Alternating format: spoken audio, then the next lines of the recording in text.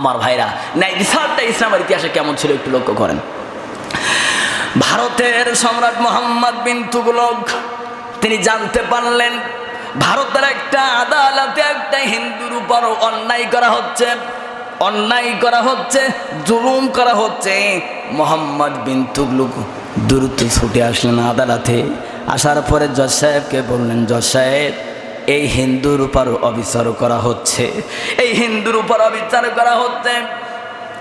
আদালতে মোহাম্মদ বিন তুগলক আসার পরে যুবককে বললেন, যুবক তুমি একটা চাবুক নাও, তোমার উপর অবিচার করে আদালতের রায়ে তোমাকে পিঠের উপর যে বেত্রাঘাত করা হয়েছে, আর চাবুক নিয়ে আমি মোহাম্মদ বিন তুগলক ভারতের সম্রাট, আমার পিঠের উপর তুমি আঘাত করে প্রতিশোধটা নাও।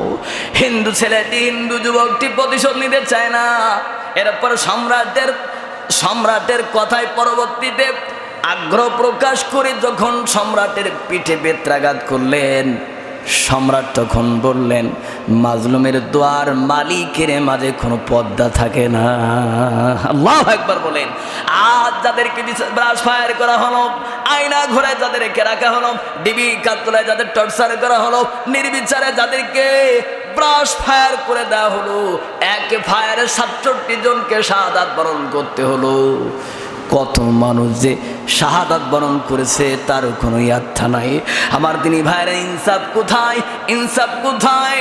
মাজলুমের চোখের পানি আল্লাহ সহ্য করেন না, যার কারণে আল্লাহ সময় দেন নাই, চোরের বেশে পালিয়ে গিয়েছে। কথা বলেন ঠিক কিনা? চোরের বেশে, এর চাইতে অপমান আর কি হতে পারে?